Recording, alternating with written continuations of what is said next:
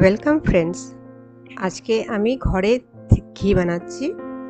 দেখুন, খুব সহজ পদ্ধতিতে এই ঘি তৈরি করছি। আমি বেশ কয়েকদিন ধরে দুধের থেকে সর বের করে আলাদা করে ফ্রিজে রেখে জমা করছি। দেখুন, 1 মগ জমা হয়ে গেছে।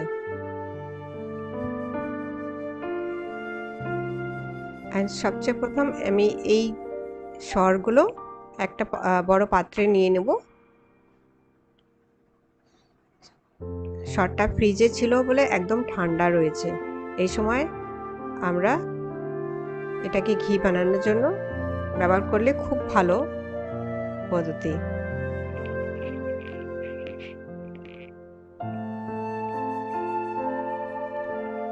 এই দেখুন, এবার আমি কাঁটা দিয়ে এটাকে ভালো করে ফেটে নেব। এটা যতক্ষণ ফাটবো যতক্ষণ এটা আস্তে আস্তে গাঢ় না হয়ে যায়, মাখন না বেরিয়ে আসে। এই দেখুন, উপরে মাখন বেরিয়ে এসছে।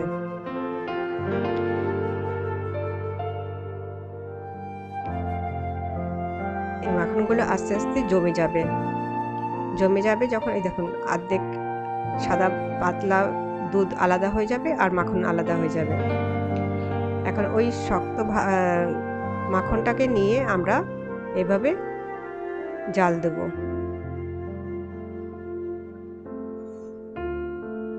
এখন ওই মাখনটা আস্তে আস্তে জল হয়ে যাবে, জলের মতো নরম হয়ে যাবে।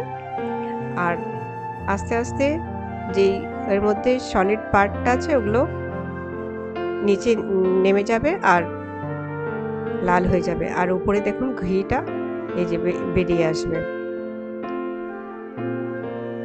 যেই রকম এই হালকা হালকা ব্রাউন কালার হয়ে গেলেই আমরা বুঝে যাব আমাদের ঘি হয়ে গেছে। এই সময় আমরা ঘিটাকে বন্ধ করে নামিয়ে দেব।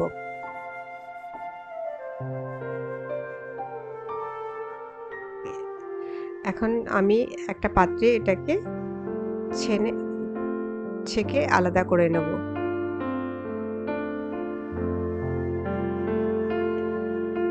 এই দেখুন কি সুন্দর ঘি হয়েছে।